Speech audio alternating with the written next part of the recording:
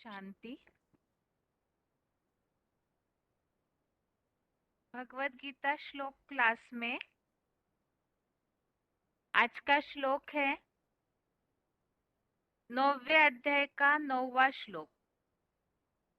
अध्याय 9, श्लोक नंबर 9। श्लोक है न च माम तानि कर्माणि निबद्धन्ति धनंजय उदासीन वदासीनम असक्तम तेषु कर्मसु।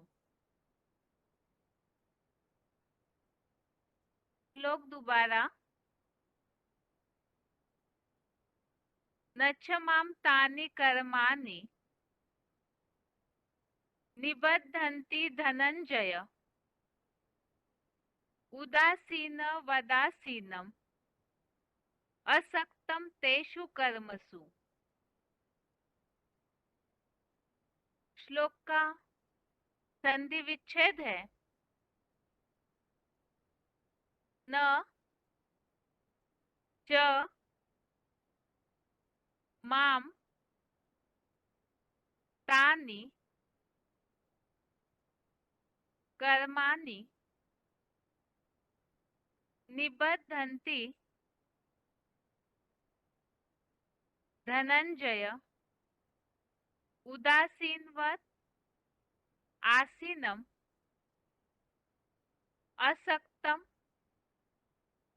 तेषु कर्मसु। संधि विच्छेद दोबारा।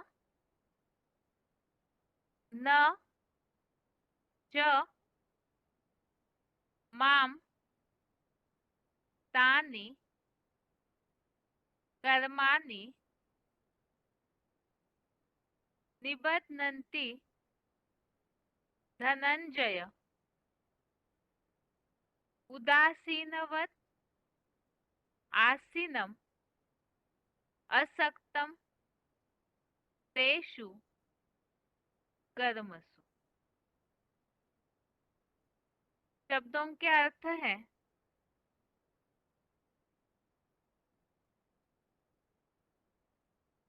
च अर्थात और, धनंजय अर्थात हे ज्ञान धनंजयी अर्जुन, तानि अर्थात वे, कर्माणि अर्थात कर्म, माम अर्थात मुझको, उदासीनवत अर्थात उदासीन समान, आसीनम अर्थात रहने वाले को, न अर्थात नहीं, निबध्नन्ति अर्थात बांधते, तेषु अर्थात उन, कर्मसु अर्थात कर्मों में, असक्तम अर्थात अनासक्त हूँ। शब्दों के अर्थ दोबारा। च अर्थात और, धनंजय अर्थात हे ज्ञान धनंजयी अर्जुन, तानि अर्थात वे, कर्माणि अर्थात कर्म, माम अर्थात मुझको, उदासीनवत अर्थात उदासीन समान, आसीनम अर्थात रहने वाले को, न अर्थात नहीं, निबध्नन्ति अर्थात बांधते, तेषु अर्थात उन, कर्मसु अर्थात कर्मों में असक्तम अर्थात अनासक्त हूँ। श्लोक का अर्थ है और हे ज्ञान धनंजय अर्जुन, वे कर्म मुझको उदासीन समान रहने वाले को नहीं बांधते, उन कर्मों में अनासक्त हूँ।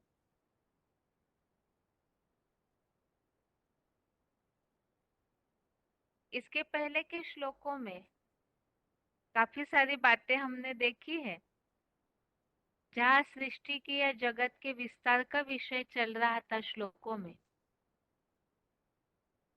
तो परम पिता शिव ही जो मुकर्रर तनधारी है, उस तनधारी के द्वारा जो शिव समान बनते हैं, उनके द्वारा ही इस सृष्टि का विस्तार करवाते हैं। तो सारे कर्म इस सृष्टि पर आकर करने के बावजूद भी जो उनकी स्थिति है सदाशिव है, तो स्थिति श्लोक में बताई है कि वे कर्म अर्थात इसके पहले श्लोकों में जो उल्लेखित कर्म है, तो वे कर्म मुझको उदासीन समान रहने वाले को नहीं बांधते।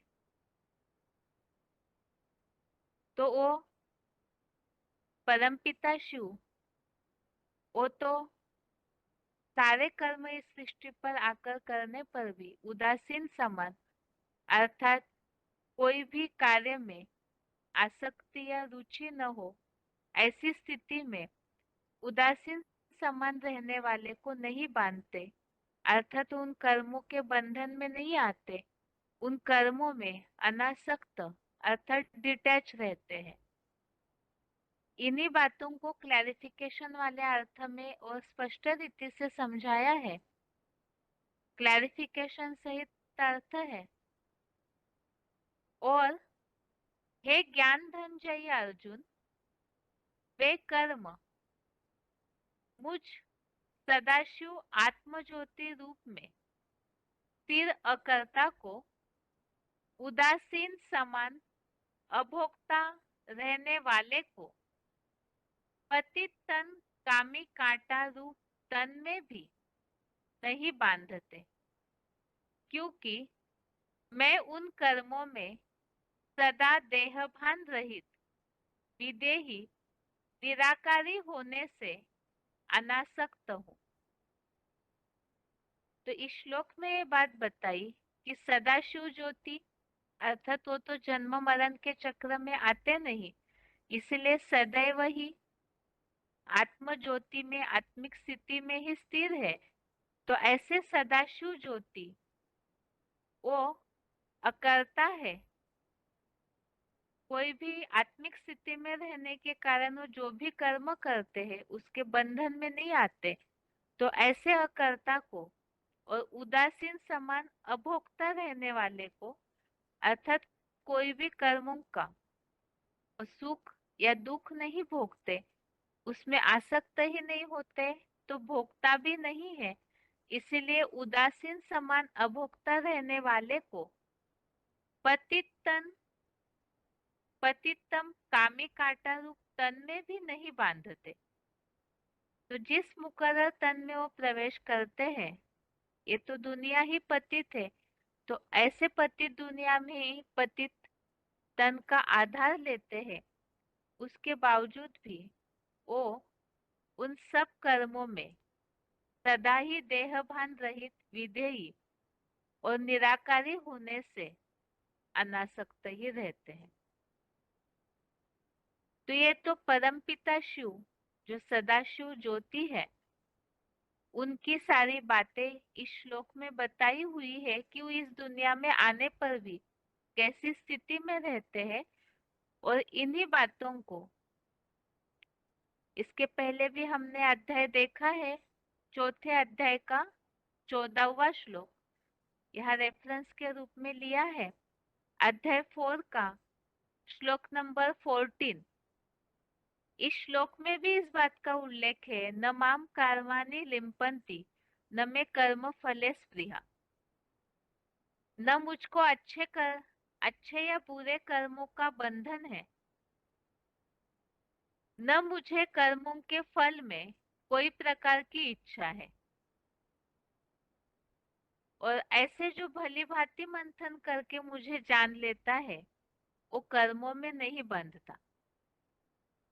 तो इस तरह से जो आज के श्लोक में उल्लेख है, उन्हीं बातों को इस श्लोक में भी बताया कि कोई भी अच्छे या बुरे कर्मों का बंधन नहीं है और ना कोई कर्मों के फल में इच्छा अर्थात आसक्ति भी नहीं है, वो सदैव के लिए निर्लिप्त है। जो आज के श्लोक में भी इसी बात का उल्लेख है कि वो उनको कोई भी कर्म बांधते नहीं है। इसी प्रकार का उल्लेख 13वें अध्याय का 14वां श्लोक, अध्याय 13 का श्लोक नंबर 14 है। इसमें भी इस बात का उल्लेख है, अर्जुन के रथ में सब इंद्रिय गुणों का आभास होता है, फिर भी मन बुद्धि से जैसे भूली हुई सब इंद्रिय विहीन की सदाकाल निराकारी स्टेज वाला कोई में भी अनासक्त होते भी सब प्राणी मात्र का पोषण करता है और वह निर्गुण है तो भी मुकर्रर रथ से गुणों का भोगता है। तो इस श्लोक में इन बातों को बताया कि जिस तन में, जो आज के श्लोक में उल्लेख है, पतितम कामी काटा रूप तन में भी उनको अभोक्ता रहने वाले को कर्म बांधते नहीं है, वो उदासीन रहते हैं। तो इस श्लोक में भी इस बात को बताया कि अर्जुन रथ में सब इंद्रियों के गुणों का आभास होता है, फिर भी मन बुद्धि जैसे कि भूली हुई है, निराकारी है, सदाकाल के लिए निराकारी स्टेज वाला है, तो सभी में अनासक्त है। तो ये आज के श्लोक का अर्थ है, जिसमें परम पिता शिव की ये बातें बताई। एक तो वो सदैव के लिए अभोक्ता है, उदासीन के समान हर कर्म में अभोक्ता है, तो इस कारण से उनको कोई भी कर्म साकार तन में आने के बावजूद भी नहीं बांधते, क्योंकि उन कर्मों में वो अनासक्त रहते हैं। अर्थात कोई भी कर्म में आसक्ति नहीं, डिटैच रहते हैं। आसक्ति है अर्थात बंधन है, और हर कर्म के प्रति अनासक्त अभोक्ता अकर्ता है, तो उन कर्मों का बंधन भी नहीं। ये आज के श्लोक का अर्थ है। उच्चारण सुनते हैं, उसके बाद मुरलियों में आए हुए उल्लेखों से श्लोक को समझते हैं।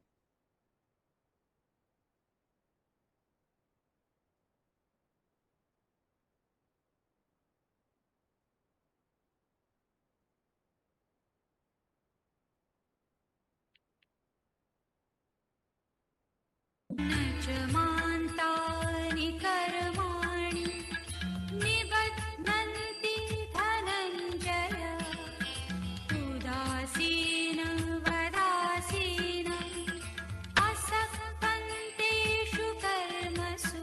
और हे ज्ञानधन जी अर्जुन, वे कर्म मुझ सदाशिव आत्म ज्योति रूप में स्थिर अकर्ता को, उदासीन समान अभोक्ता रहने वाले को, पतितम कामी कांता रूप तन में भी नहीं बांधते, क्योंकि मैं उन कर्मों में सदा देहभान रहित विदेही निराकारी होने से अनासक्त हूँ।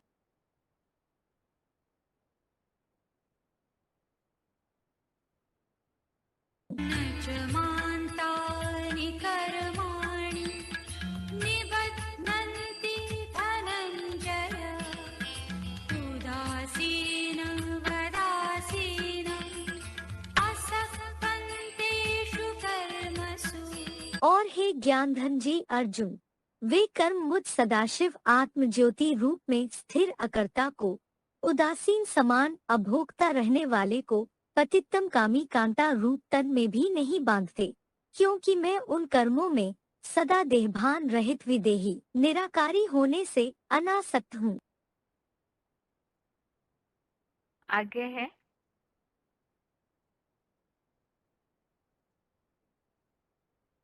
VCD पॉइंट्स में पहला पॉइंट है VCD number 2342, VCD number 2342 25 minute 25 minutes के बाद से लिया हुआ पॉइंट है अकर्ता अभोक्ता सदाशिव।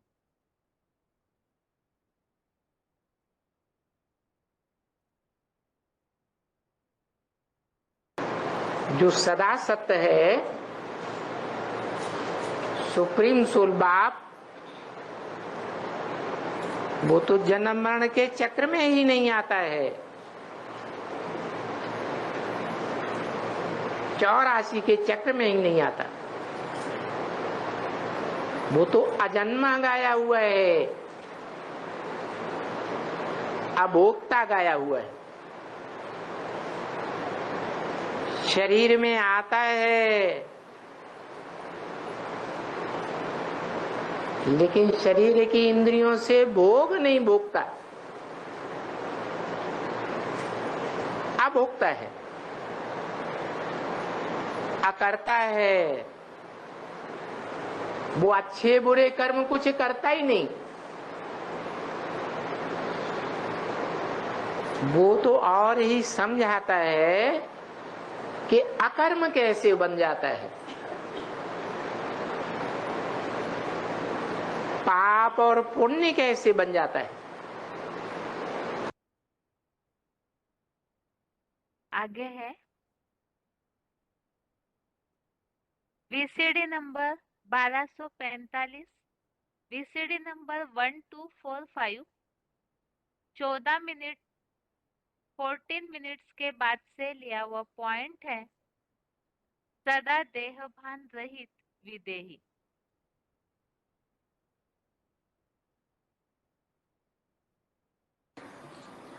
एक सुप्रीम सोल के अलावा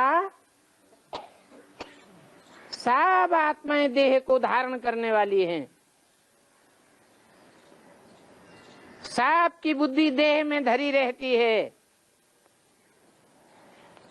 बाप आते हैं तो देह से उपराम होना सिखाते हैं।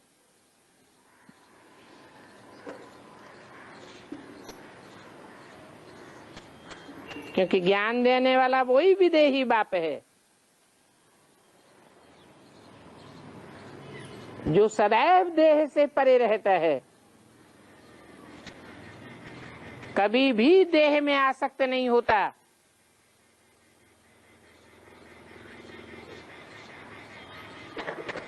देह में आता है, प्रवेश करके पार्ट बजाता है, परंतु 5 तत्वों के आकर्षण में नहीं आता।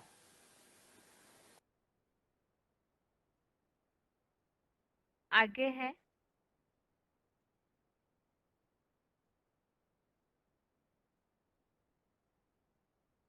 VCD number 1295, VCD number 1295 32 minute 32 minutes के बाद से लिया हुआ पॉइंट है निराकारी।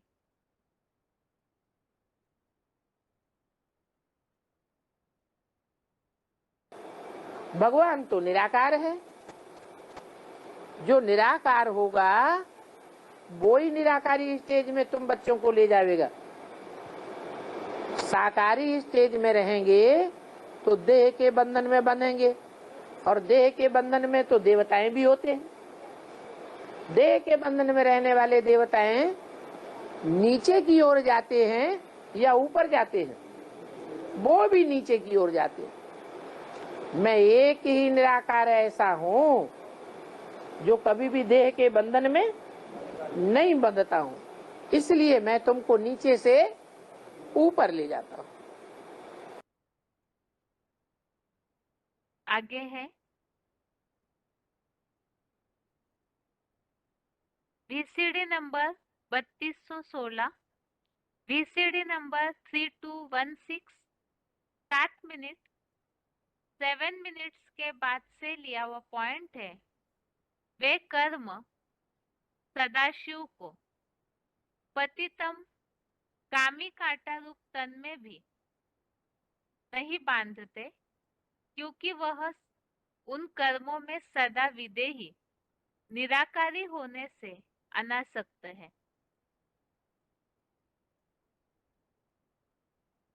एक शिव ही है जो सदा निराकार है, सूर्य के समान। क्यों? क्योंकि वो सदा अनासक्त पाठ बजाता है। इस मनुष्य सृष्टि रंगमंच पर आता भी है, पतितम कामी कांटे में आता है। कैसे पतितम कामी कांटा बना? इंद्रियों के सुख भोगते भोगते कामी कांटा बनता। तो ऐसे जैसे आत्मा पकड़ में नहीं आती, आत्मा निराकार है, आत्माओं का बाप भी निराकार है, और वो निराकार बाप ऐसा अनासक्त सूर्य के समान है, डिटैच्ड होने का पार्ट बजाता है कि उसका कोई कर्म बंधन बनता ही नहीं। भोगी आत्माओं का कर्म बंधन बनता है।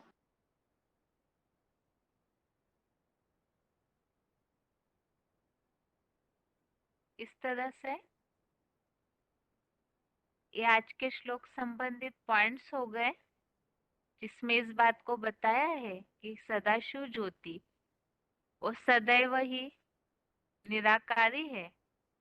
देह में आते हुए भी वो देहभान रहित रहते हैं, तो इसीलिए ही उनको कोई भी कर्म बांधते नहीं है। वो उदासीन समान अभोक्ता है, तो इसीलिए ही अनासक्त होने के कारण भी वो कोई भी कर्मों के बंधन में नहीं आते। ये आज के श्लोक का अर्थ है। अभी आगे है रिवीजन।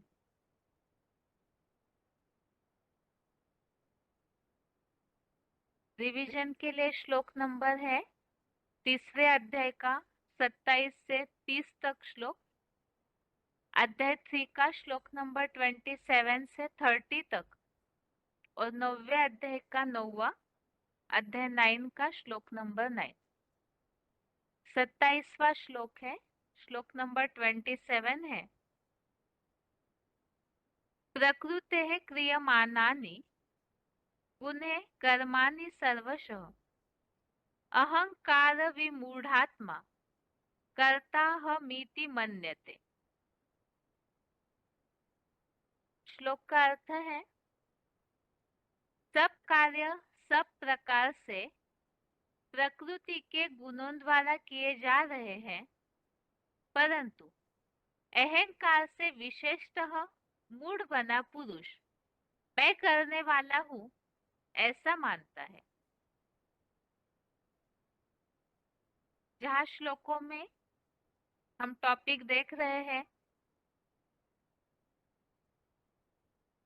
कि जो ज्ञानी और अज्ञानी है उनके बीच का अंतर बताया। अज्ञानी आसक्त होकर के कर्म करते हैं, और ज्ञानी जो है उन्हें संसार संगठन की इच्छा से अनासक्त होकर के कर्म करना है। और ज्ञानियों के लिए जो खास बात बताई कि जो अज्ञानी है उनके बुद्धि में कोई भी प्रकार का ऊंच नीच का भेद उत्पन्न न करे, उनको उनके सहज कर्म करने दे। तो इसी बात को समझाने के लिए इस श्लोक में ये बात बताई है। प्रकृति के कारण सब बरबस कर्म करने ही पड़ते हैं सबको, और प्रकृति के गुणों के कारण ही ये सब कार्य किए जा रहे हैं। रामा अनुसार ये सब कार्य हो रहे हैं, तो इसमें जो करने वाला है उनको ये भाव आता है कि मैं ही करने वाला हूँ, जो अहंकार से विशेष मूड बना।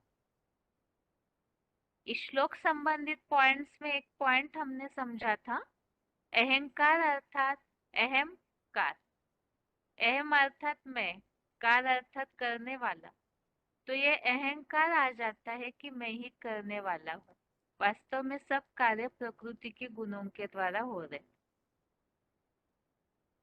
इसी बात के लिए रेफरेंस श्लोक है,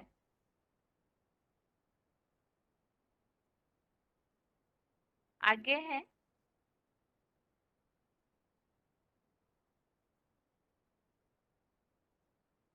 रेफरेंस श्लोक में पहला है तीसरे अध्याय का 5वां, अध्याय 3 का श्लोक नंबर 5। इसमें जो बात का उल्लेख है कि कोई भी व्यक्ति, निसंदेह कोई व्यक्ति क्षण भर भी मलमूत्र त्याग आदि अनिवार्य कर्म किए बिना नहीं रह पाता, क्योंकि प्रकृतिगत सर्वकालीन सतरजतम में से कोई भी प्रधान गुणों सहित ही इंद्रियों से बर्बस सब प्रकार के कर्म करने पड़ते हैं।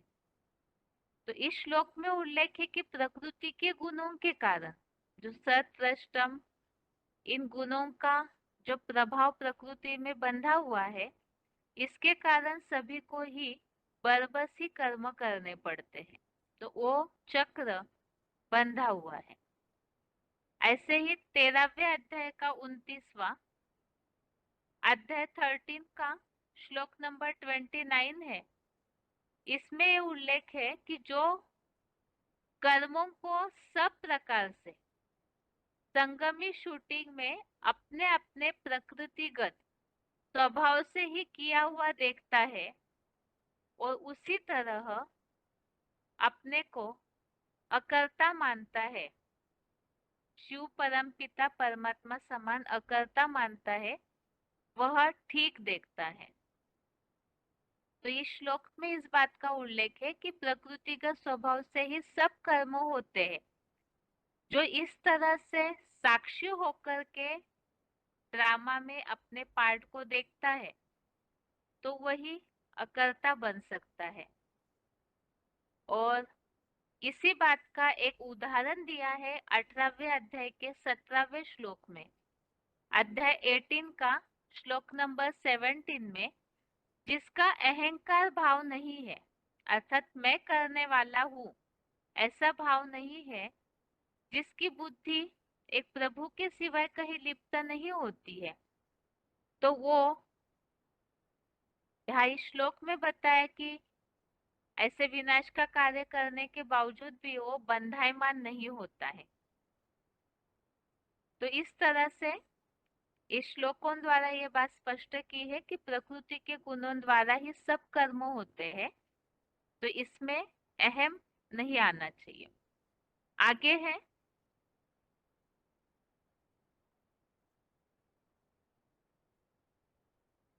28वां श्लोक, अध्याय 3 का श्लोक नंबर 28। श्लोक है,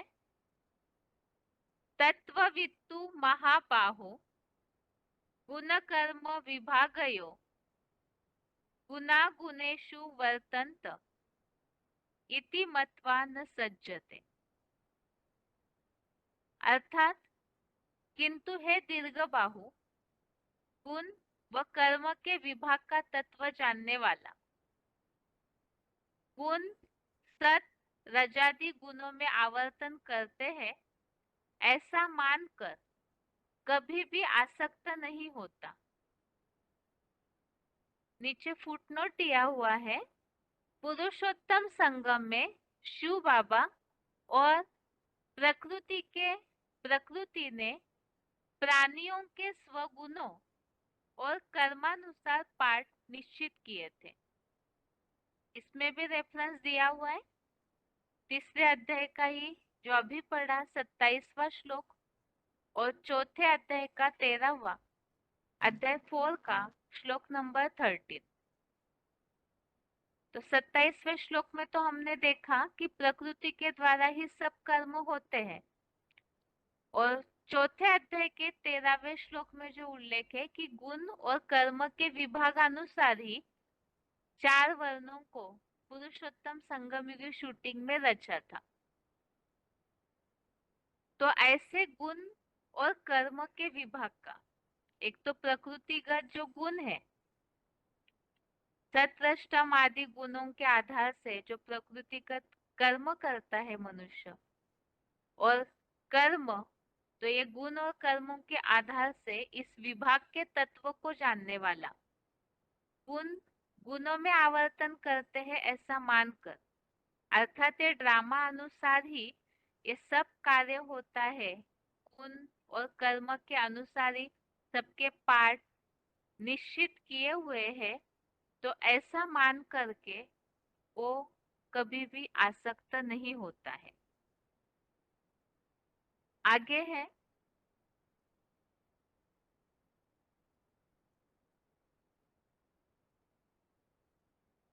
14वें अध्याय का 23वां अध्याय 14 का श्लोक नंबर 23। ये भी इस 28वें श्लोक संबंधित रेफरेंस श्लोक है कि उदासीन की भांति रहते हुए जो प्रकृतिगत मर्ज या इमर्ज हुए माया निर्मित इन रज तम गुणों से हिलता नहीं, और मायावी सत्व रज आदि क्रमशः 3 गुण ही सदा चतुर्युगी में भी आवर्तन करते हैं, ऐसे समझकर जो कैसी भी परिस्थितिवश अपने पुरुषार्थ में कभी डोलता नहीं, भली भांति हिमवान युधिष्ठिर जैसा सात्विक बुद्धि से स्थिर रहता है। तो अभी जो हमने श्लोक देखा 27 और 28वां, उन दोनों का सार इस श्लोक में स्पष्ट किया है कि उदासीन की भांति, अर्थात कोई भी स्थिति पर, अवस्था पर असर न हो, ऐसे न्यूट्रल रहने वाला, ऐसे उदासीन की भांति रहते हुए भी ये प्रकृतिगत जो गुण है सत रज तम, इन गुणों के आधार से कर्म होते हैं, तो उसके कारण वो उन गुणों से हिलता नहीं, क्योंकि ये माया निर्मित गुण है, तो इन गुणों से हिलता नहीं। और ये गुण जो है वो चतुर्युगी में भी आवर्तन करते हैं, अर्थात ड्रामा हुबहू रिपीट होता है, ऐसे समझ करके कोई भी परिस्थिति में, क्योंकि जो भी स्थिति परिस्थितियां ऊपर नीचे करती है, तो इन गुणों के कारण और ड्रामा का जो हुबहू आवर्तन होता है उस कारण करती है, तो ऐसे समझ करके जो कोई भी स्थिति परिस्थिति में हिलता नहीं है, तो वो सात्विक बुद्धि से स्थिर रहता है। तो इस तरह से ये प्रकृति के गुणों के कारण गुण और कर्मों के विभाग को जानकर जो साक्षी दृष्टा होकर के रहता है अपने पार्ट के प्रति भी औरों के लिए भी, तो वही स्थिर रहता है। और आगे है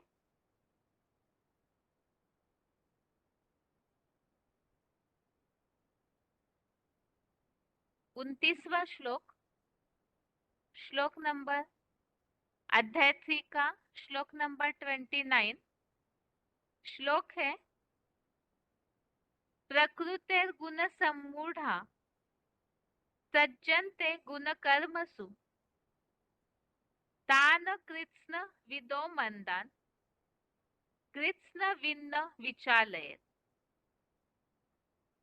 अर्थात त्रिगुणमयी मेरी प्रकृति से गुण भ्रांत नर द्वैतवादी द्वापर से दैहिक गुण कर्मों में आत्मा को भूल आसक्त हो जाते हैं, उन अधकचरी समझ वाले मंद बुद्धि लोगों को पुरुषोत्तम संगमी शूटिंग में क्षेत्र क्षेत्रज्ञ का ज्ञाता संपूर्ण ज्ञानी ब्रह्मावत्स विचलित न करे।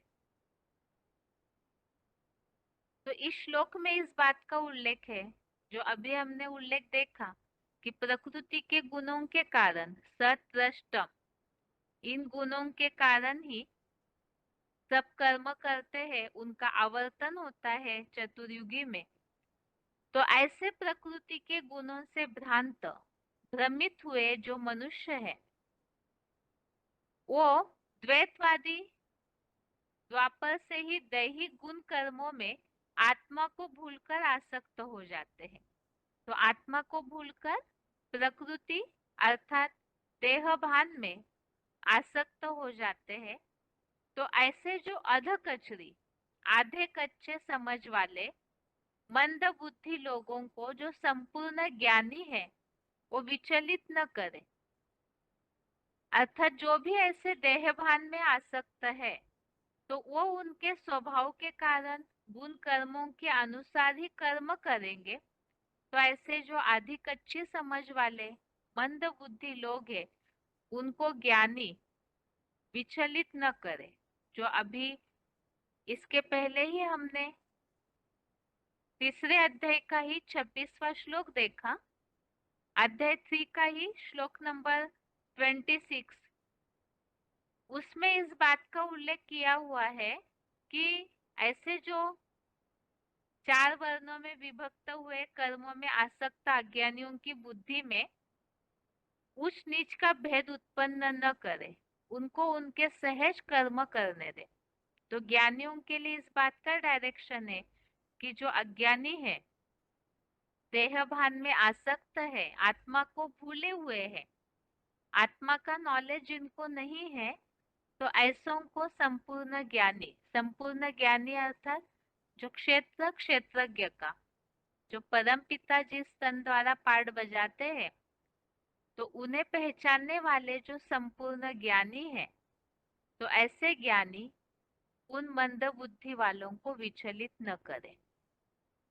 और इसी बात के लिए ही 12वें अध्याय का 15वां अध्याय 12 का श्लोक नंबर 15, इसमें इस बात का उल्लेख है जिससे लोग परेशान नहीं होते और जो लोगों से परेशान नहीं होता वो आनंद क्रोध भय व उत्तेजना से मुक्त है, वह मुझ शिव स्वरूप को प्रिय है।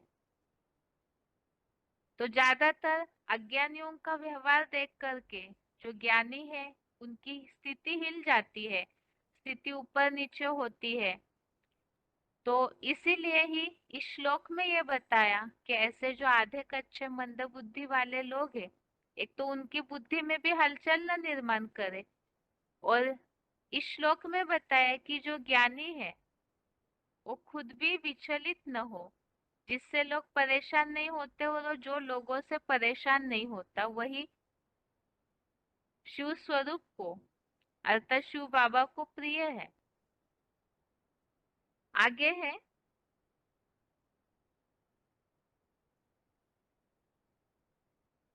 30वां श्लोक, अध्याय 3 का श्लोक नंबर 30 है। मयि सर्वाणि कर्माणि सन्न्यस्याध्यात्म चेतसा निराशीर निर्ममो भूत्वा युद्धस्व विगत ज्वरः।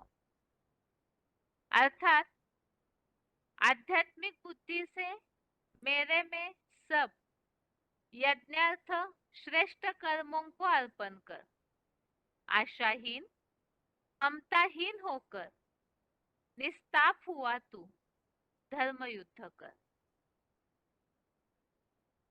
तो इस श्लोक में इस बात को बताया है आध्यात्मिक बुद्धि से,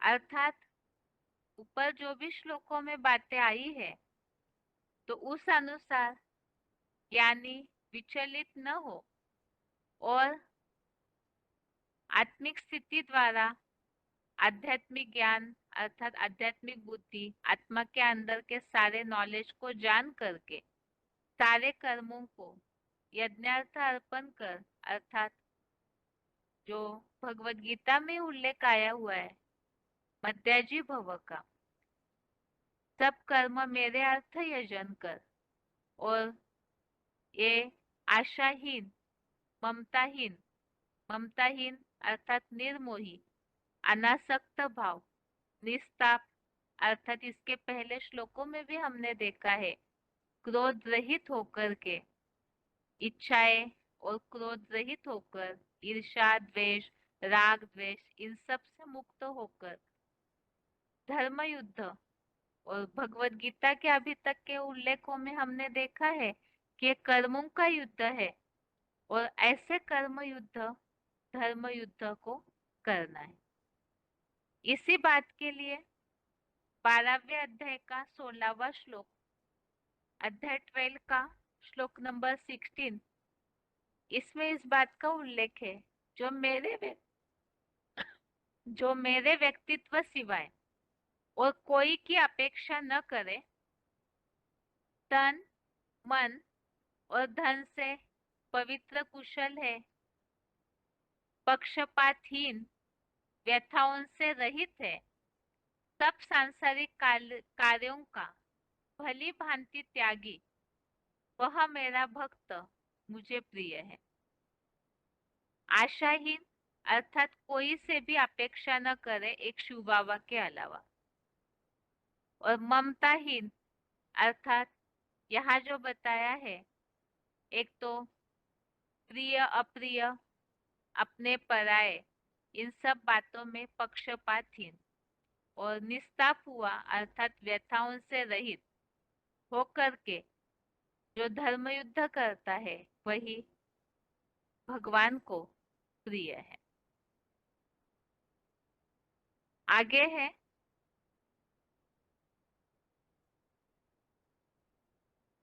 आज का श्लोक, 9वें अध्याय का 9वां श्लोक है। न च माम तानि कर्माणि निबध्नन्ति धनंजय, उदासीन वदासीनम असक्तम तेषु कर्मसु। अर्थात, और हे ज्ञान धनंजयी अर्जुन, वे कर्म मुझ सदाशिव आत्मज्योति रूप में स्थिर अकर्ता को उदासीन समान अभोक्ता रहने वाले को पतिततम कामी कांटा रूप तन में भी नहीं बांधते, क्योंकि मैं उन कर्मों में सदा देहभान रहित विदेही निराकारी होने से अनासक्त हूँ। तो यहाँ तो परमपिता सदाशिव ज्योति जो सदैव निराकारी है, देहभान रहित विदेही है, तो उनकी ये सारी विशेषताएं बताई कि इस सृष्टि पर आने पर भी मूल रूप में तो अभोक्ता अकर्ता निराकारी स्टेज वाले हैं ही, लेकिन इस सृष्टि पर आने पर भी उनके गुण स्थायी रहते हैं, उनमें बदलाव नहीं होता। इस सृष्टि पर आने पर, पतित दुनिया में आने पर भी, पतित तन कामी कांटे में आने के बावजूद भी उनके गुणों में बदलाव नहीं आता है। तो यही बातें इस श्लोक में बताई है, और इस संबंधित हमने रेफरेंस श्लोक समझे हैं। एक तो 4थे अध्याय का 14वां श्लोक, अध्याय 4 का श्लोक नंबर 14, और 13वें अध्याय का 14वां, अध्याय 13 का श्लोक नंबर 14। इस तरह से यह आज के श्लोकों की रिवीजन हो गई, और श्लोक टेस्ट के हिसाब से श्लोक नंबर एक बार फिर से 3रे अध्याय का 27वें श्लोक से 30वें श्लोक तक, अध्याय 3 का श्लोक नंबर 27 से 30 तक, 9वें अध्याय का 9वां, अध्याय 9 का श्लोक नंबर 9। इस तरह से आज के श्लोक के साथ श्लोकों की रिवीजन पूरी हुई। आज के लिए गीता क्लास यहाँ तक ही। ओम शांति।